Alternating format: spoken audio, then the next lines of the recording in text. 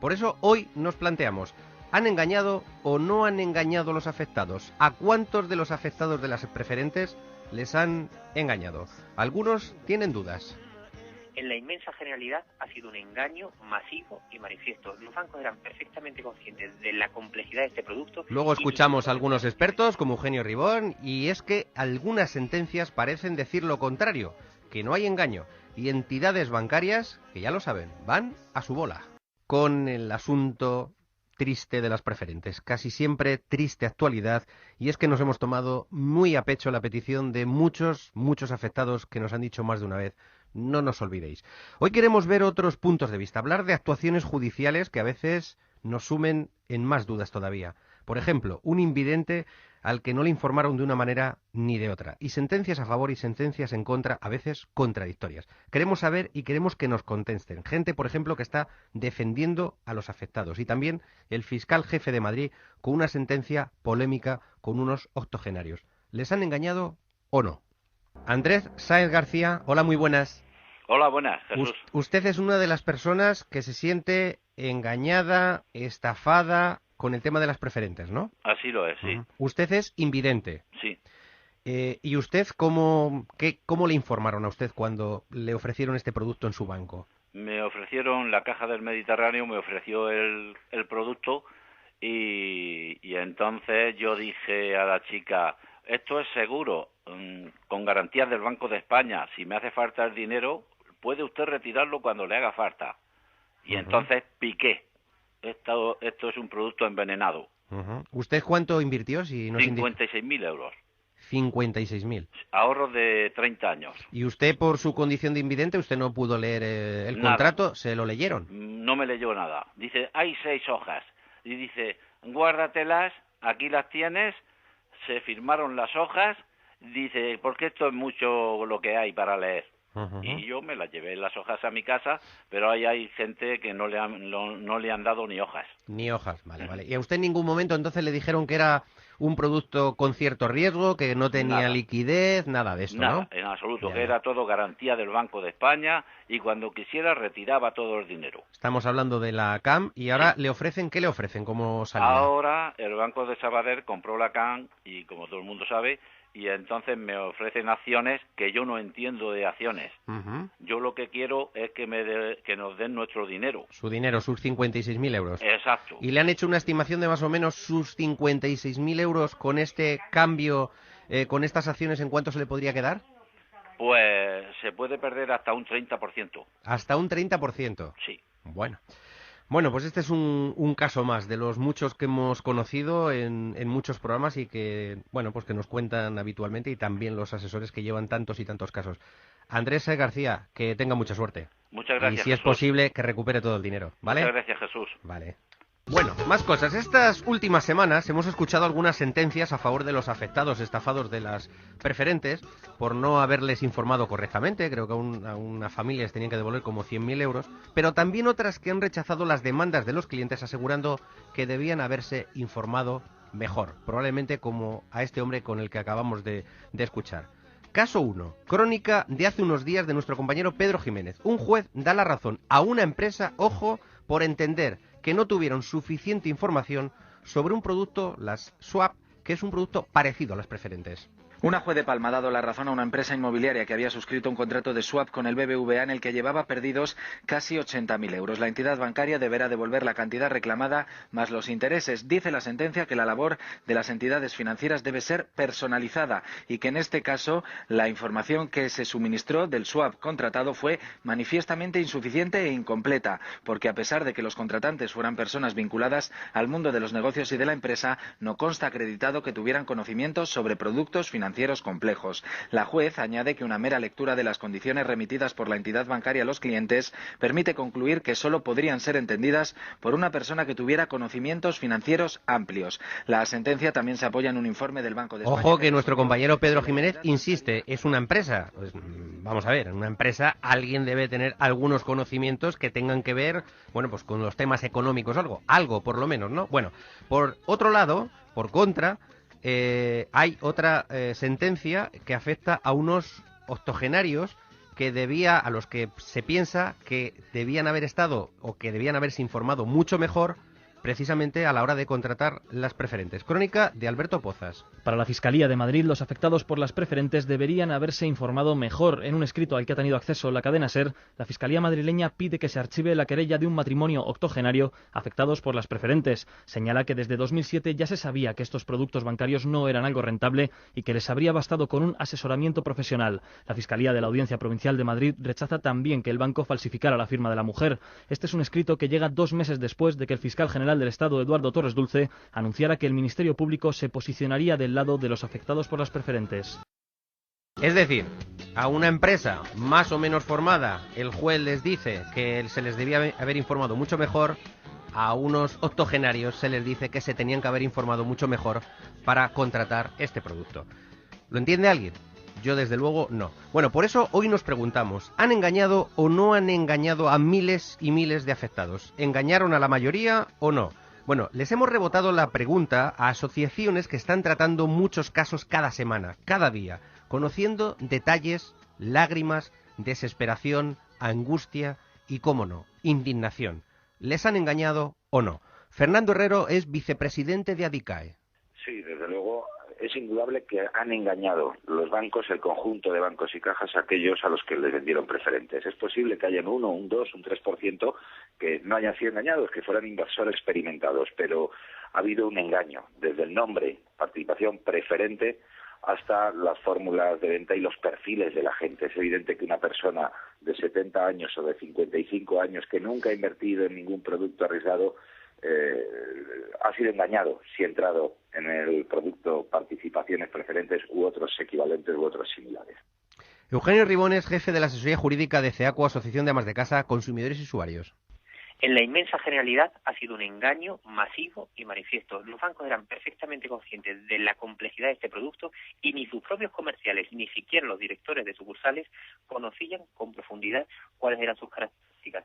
El engaño ha sido generalizado y eso sin entrar a descender en los tan graves que nos hemos encontrado de personas con problemas psíquicos, con Alzheimer, con firmas de huellas dactilares que ya necesitarían el inicio de un proceso penal más que civil. Ileana Iberniciano es portavoz de OCU. Esta pregunta la contestamos fácilmente con un dato. Más del 80% de los afectados por preferentes atendidos aquí en la OCU es mayor de 65 años y con escasísimos conocimientos financieros. Es decir, sin ningún interés en contratar este tipo de producto, sino un producto de ahorro de los que conocen de toda la vida. Seguros, que sean seguros y con el dinero disponible antes del año 3000, como prometen en algunos casos. Está claro, por tanto, bajo nuestro punto de vista, que las participaciones preferentes no eran lo que ellos buscaban cuando entraron en esa sucursal. Jesús García, delegado de Ausban Galicia. Pues la respuesta es sí, tanto desde el punto de vista subjetivo, y me baso para ello en torno a 600 entrevistas personales en las que nadie sabía ni qué era el producto ni los riesgos, como desde el punto de vista objetivo, porque estas entidades en sus cuentas manifestaban que valían entre las dos, las vamos a considerar en conjunto, Nova Galicia Banco, Caixa Nova y Caixa Galicia, más de 3.000 millones de euros. Pero después de las auditorías que encargó el FROB, como mucho se valoran las dos juntas en 188 millones de euros. Si nos mienten a todos respecto a su solvencia, pues nos están engañando a todos. Álvaro Sorli, hola, encantado de saludarte. Hola, ¿qué tal? Bien, tú eres el abogado de María Elena y de José Gil, ¿no? Dos octogenarios que han sido noticias estos últimos días porque no se ha admitido su denuncia con las preferentes, diciéndoles que es que se tenían que haber informado mejor, ¿no? Sí, bueno, en principio no son los dos octogenarios. Doña María Elena Fernández es nonagenaria y falleció ya en noviembre. Y lo que ha pasado es que... Pero cuando contrataron eran matrimonio y habían contratado estos productos, a lo mejor se refiere a eso, a cuando contrataron el producto, ¿no? Las noticias. Cuando contrataron el producto, María Elena tenía 90 años y don José tenía 83 años. Ajá. Bueno, entonces, ahora mismo no es que se haya admitido o inadmitido la querella, sino que el Ministerio Fiscal ha informado en contra de que se abra el procedimiento para dirimir si hubo un supuesto delito de estafa o no entre otros. Y estamos hablando con muchos expertos, si ha habido engaños, si ha sido un engaño masivo, no ha sido masivo. Parece que la mayoría de los expertos coinciden en que sí. En este caso, tú como abogado, ¿tú qué crees? ¿Realmente tiene alguna base el que se diga que se debieron haber informado mejor? ¿O qué piensas? ¿Se les engañó a tus clientes? ¿Cómo lo ves tú? Mira, en principio, Jesús, he de recordar que el artículo 79 de la Ley de Mercado de Valores impone a los bancos la obligación de mantener informados adecuadamente y en todo momento a sus clientes. Este artículo textualmente dice que la información que deberían dar los bancos debe ser imparcial, clara y no engañosa, ¿vale? Esto, por otra parte, el Código Penal, ¿vale? A partir del artículo 248, dice que cometen estafa los que con ánimo de lucro utilizaren engaño bastante para producir error en otro, induciéndolo a realizar un acto de disposición en perjuicio propio o ajeno. Pues bien, como puedes ver, Jesús, la palabra engaño se encuentra recogida en ambas leyes y en ambos preceptos, por lo que podríamos establecer que si los bancos han utilizado una información manifiestamente engañosa que ha inducido a una masa ingente de ciudadanos a realizar un acto de disposición de los ahorros de toda su vida en perjuicio propio, tendríamos en principio todos los elementos necesarios para determinar que los bancos han realizado supuestamente un hecho delictivo. En el caso que nos ocupa, por ejemplo, y en el de muchos, por ejemplo, por darte un ejemplo, es la realización del test de conveniencia o el test MiFID, que no son más que una serie de preguntas para conocer si aquel que va a arriesgar todo su patrimonio realmente sabía lo que hacía y a lo que se exponía. ¿Y en el caso de tus clientes, está claro? En el caso de mis clientes, este test viene titulado como test de renta fija preferente, lo que sin duda, adornado con las buenas palabras, harían picar en el negocio hasta el más avispado de los ciudadanos. Y entonces, Álvaro, ¿cómo podemos entender los ciudadanos que no se permita el que se pueda recuperar el dinero, el que se hable de posible engaño por parte de la entidad bancaria, es decir, que se deje desamparados a esta familia? Bueno, pues mira, por poner un ejemplo sencillo, que todo el mundo entenderá, es como si se conociera que desde el año 2007 se está comercializando un tipo de aceite, por ejemplo, que afecta gravemente a la salud de todos aquellos que lo consumen, y la Fiscalía considerará responsable a los propios afectados por no realizar un informe pericial de ese producto para ver si es bueno o no. Lógicamente, en el panorama en el que nos encontramos actualmente y en el que nadie confía en los políticos, nadie confía en la economía y nadie confía en los bancos, solo faltaba que se derrumbara el pilar de la confianza en la justicia, pues esto sin duda podría desencadenar un aumento en la radicalidad de un pequeñísimo sector con el único fin de que se tomaran la justicia por su propia mano, como por ejemplo está ocurriendo en los casos del tema de stop desahucios. Ya. Bueno, pues Álvaro Sorli Moures, muchísimas gracias y que tengas suerte en esta pelea, en este pleito. Muchas gracias, un saludo. Muchísimas gracias, Jesús. Adiós. Eduardo Esteban Rincón, hola, muy buenas. Hola, dígame. Le agradecemos mucho que haya atendido la llamada de Ser Consumidor. Usted fiscal jefe provincial de Madrid, ¿verdad? Ese es mi título. Sí. Muy bien. Estamos hablando ya durante bastantes minutos del tema de las preferentes, con expertos, si ha habido mucho engaño, si no se ha engañado a todo el mundo, si se ha estafado masivamente a los afectados. Por aquí han pasado ya muchos expertos y el último concretamente ha sido el abogado de unos octogenarios que han sido noticia estos días y que a todos nos ha sorprendido. Nos ha sorprendido sinceramente que a personas de tanta edad se les diga que no se han informado bien del tema de las preferentes. La terminología del informe de la fiscal de ese asunto no es exactamente así, pero vamos. Cuéntenos. Ahora lo aclaramos. Vamos a ver, ella lo que dice, y yo creo que es correcto, es que el hecho de tener 80 años no convierte a una persona en ignorante absoluto. Es evidente que hay personas de 80 años con mucha formación y personas con menos formación. Ni siquiera lo dice con tanta amplitud, vamos, lo dice mucho más sencillo en una frase solamente que dice de todo lo actuado no hay indicios de que el querellante al momento de suscribir el contrato no estuviera en el pleno ejercicio de sus facultades intelectuales, por lo que es de entender que aceptaba aquellas condiciones que en el contrato se recogían. Es decir, que no tenemos ninguna razón para pensar que el creyente tenía su capacidad intelectual limitada, porque por el hecho de tener 80 años evidentemente no es suficiente. Ya, pero usted sabe, y nos lo están denunciando aquí un montón de expertos que están tratando en los últimos meses y años con afectados las preferentes, que en la mayoría de los casos, según están contando, a los usuarios en ningún momento los bancos les han hablado de los riesgos que llevaban este tipo de productos y que les han hecho firmar muchas veces, y que algunos documentos están sin firmar, el que las condiciones de este contrato, es decir, daban por hecho que sí conocían los riesgos cuando no ha sido así. Entonces, claro, la verdad es que antes poníamos dos crónicas de dos compañeros y nos llamaba la atención que, por un lado, un juez de Baleares dice a una empresa que el banco le tiene que devolver el dinero porque no es gente formada para un determinado producto parecido, y sin embargo a dos personas de este tipo, una de 80, otro de 90 años, el juez sí diga que se tenían que haber informado ellos, ¿no? A ver, vamos a ver. Usted lo entiende, que nos sorprenda, ¿no?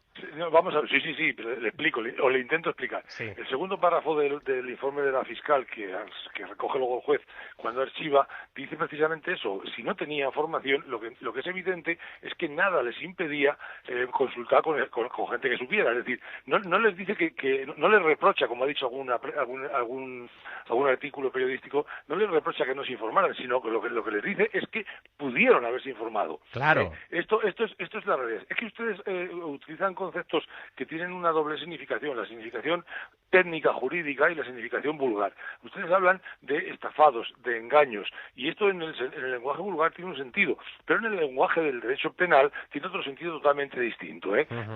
Para que haya estafa tienen que cumplirse una serie de requisitos que tienen que darse para que nosotros podamos imputar un delito. Uh-huh. Esto no, que digamos que no hay delito, que es lo que ha dicho la fiscal en ese caso, no quiere decir que pensemos que está bien actuado por parte del banco, y que no haya obligación de devolver el dinero. Lo que decimos es que no existe el delito. Usted me pone el ejemplo de un juez y yo le cuento otro, el de hace poco tiempo en Leganés, que ha dicho que se devuelva una cantidad... 100.000 euros. Exactamente, Bankia, que devuelva la cantidad de 100.000 euros a un ciudadano. Pero no es un delito. Eso era un procedimiento civil. Y yo no digo que no sea así. Yo digo que en este caso de este octogenario que usted me cuenta, si probablemente tenga todo el derecho del mundo a que se le devuelva el dinero. Lo que ocurre es que no se dan los requisitos para la existencia de delito. Uh-huh. Nosotros, esta no es una decisión que hayamos tomado aisladamente en la Fiscalía de Madrid o para este caso concreto. En la Fiscalía General del Estado se produjo una reunión de casi todos los fiscales jefes para decidir cómo íbamos a actuar ante las preferentes. Y lo que llegamos a la conclusión de que objetivamente iba a ser muy difícil acreditar la existencia de delitos. Uh-huh. No, insisto, no es que dijéramos o pensáramos en la Fiscalía que no había obligación de devolver, que el banco no había actuado incorrectamente, uh-huh. Porque lo que sí que decíamos es que tendríamos que dejar siempre a salvo la posibilidad del que se considere perjudicado de reclamar en la vía civil al banco. Ya, pero en esa vía civil es donde se han producido esas resoluciones favorables. Le entiendo, pero usted entienda, yo creo en la ingenuidad de muchas personas, de muchas familias, sobre todo en casos de mayores. Entiendo que muchas personas han contratado esto fiándose de los bancos. Sin embargo, yo lo que me cuesta creer es que no se pueda, de alguna forma, para entendernos, pillar a los bancos cuando se sabe que en muchos casos no se ha informado de que la rentabilidad ni era fija ni estaba garantizada, que no se comentara que ese dinero que ellos tenían no estaba garantizado por el Fondo de Garantía de Depósitos, que no sabían que contrataban un producto a perpetuidad. Yo todo esto digo, y con todo esto que está hablado por muchos expertos y analizado por muchos expertos que están llevando estos casos y que están contando los testimonios, eso es como para decir que los afectados al final, vaya usted a casa, que se quedan ustedes sin su dinero. La verdad es que es difícil de entender, Pero sí, yo le comprendo, pero fíjese usted que usted mismo me está... Voy a utilizar la misma terminología. Sí, porque es que yo no entiendo su terminología, Usted perdóneme, pero nosotros somos más llanos. Para ser muy claro, yo no digo que no estén pillados, como ha dicho usted, los bancos. Sí que puede haber razones suficientes para pillar a los bancos. Es decir, para establecer su obligación de devolverlos. Ahora bien, para imputar a personas, porque a los bancos no se les puede imputar delitos, o sea, habría que imputárselos a las personas. Sí. Para imputar a alguna persona concreta un delito, hacen falta cumplir otros requisitos que creemos que aquí, por regla general, no se dan. No digo que en algún caso no, que a lo mejor en algún caso sí. Imagínese usted una hipótesis, permítame ser excesivamente exagerado. Imagínese una persona que es ciega, una persona que tiene dificultades para expresarse, una persona discapacitada, que va y contrata esto, pues probablemente en ese caso sí que habría una estafa en el sentido más puro del término, es decir, en el sentido penal del término. Ahora, en un caso de una persona que tiene sus capacidades conservadas, que simplemente es que ha recibido escasa información, pues probablemente existirá la obligación del banco de devolverle el dinero. Yo no digo que no, que seguramente existirá, y de suyo ya lo están diciendo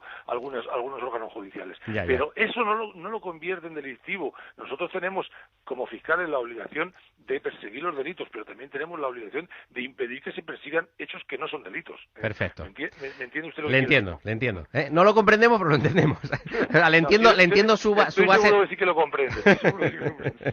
Bueno, Eduardo Esteban Rincón. Otra cosa es que no lo comparta. Exacto, no lo compartimos. Nosotros tenemos que estar del lado de las personas que entendemos que tienen ahí todos sus ahorros y que con toda la buena voluntad lo han dejado en sus bancos de toda la vida y sin embargo pues van a perder o están perdiendo en gran parte todo su dinero. Y nosotros también tenemos que estar del lado de esas personas. Muy bien. Y de una manera especial, porque como usted dice son víctimas. Exacto. Pero la ley nos obliga a estar del lado de todas las personas, incluso de los delincuentes. Perfecto. Y en este caso el problema es que no sabemos quiénes son los delincuentes. Bueno, no lo sabemos, vamos a dejarlo ahí.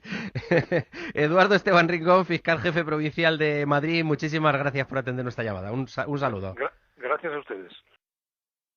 Son unos ladrones, unos sinvergüenzas que no tienen para dónde ir. De todas formas, lo único que reclamamos es nuestro dinero. No hay para educación, no hay para sanidad, no hay para nada. No hay más que para golfos. Muchos golfos, que este país tiene exceso de golfos.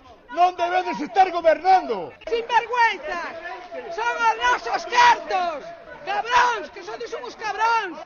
Julio Vicente González, hola, muy buenas. Hola, muy buenas. Portavoz de la plataforma Afectados por las Preferentes de Orrosal, Pontevedra. Estos gritos se escuchan todos los días prácticamente en Galicia, ¿verdad? Todos los días y en las últimas semanas cada vez con más fuerza. Estamos debatiendo, estamos hablando con distintos expertos porque hay gente que pone en duda, usuarios que dicen, ya, pero es que metieron su dinero, se hubieran informado mejor, ahora no lo podemos pagar todos. Hay gente que duda de que realmente los bancos en todos los casos les hayan engañado o no. ¿Ustedes qué piensan como afectados? ¿Ha habido un engaño masivo? ¿Ha habido engaño para unas personas, para otras no? ¿Ha habido bancos que se han informado correctamente? Yo pienso que ha habido un engaño masivo, casi del 100%. De hecho, aquí en Galicia, quien más comercializó ese producto fue Caixa Galicia y Caixa Nova, que ahora es Nova Galicia Banco, y los afectados, la mayor parte de ellos tienen un test NIF, un test de idoneidad de que le hacían firmar ese test, lo metían en medio de los papeles, pero tú no lo cubrías. O sea, en ese test tiene el mismo perfil una persona que tiene 8 años que la que tiene 80, por poner un ejemplo. ¿Qué pasa? Que tú no lees el contrato, tú simplemente vas a poner tu dinero en un plazo fijo. Estás hablando con una persona que lleva contigo, yo por ejemplo, antes era Caixa Pontevedra o Caixa Ourense y llevo desde los 14 años y tengo 41 toda la vida en el mismo banco, nunca tuve otra entidad financiera. Y así lo normal. Después, bueno, hay barbaridades como contratos sin firmar, a ciegos, personas que... Hemos tenido uno hace un ratito, sí, invidente. Un caso como el de mi hija, que yo no aparezco en el primer papel que me hacen y la niña no tiene CIF y le ponen la fecha de nacimiento. Madre mía. Una inversora de alto riesgo, que fue publicado ya el año pasado el contrato. Bueno, es todo una barbaridad. O sea, usted cree que es todo. Y le quería preguntar una cosa para terminar en este repaso que estamos haciendo con diferentes personas que conocen de una u otra medida todo este fenómeno. Un director de banco le escuchaba el otro día decir que lo que no se está hablando es que el hecho de que se cargaran el mercado secundario y ahora se permita la quita de los bancos son dos errores errores graves del PSOE y del PP que son los que han llevado a esta situación, independientemente de lo que pasó antes. ¿Usted está de acuerdo o no? Sí, está claro que todo esto que pasó fue permitido por los gobiernos de carácter nacional. Esto lo regula el Banco de España, pero bueno, aquí en Galicia está todo mucho más turbio últimamente. Aquí se empezó, aquí había dos cajas cuando ganó Núñez Feijóo las elecciones en el año 2009. Se hizo una auditoría de las dos cajas finales del año 2009, principios del año 2010, que le costó a la Xunta 1.300.000 euros, creo, y ahí se sabía ya que el dinero que tenían esas dos cajas eran los ahorros de los gallegos en un producto tóxico. Lo reconoció el presidente de la Xunta en el verano del año 2012.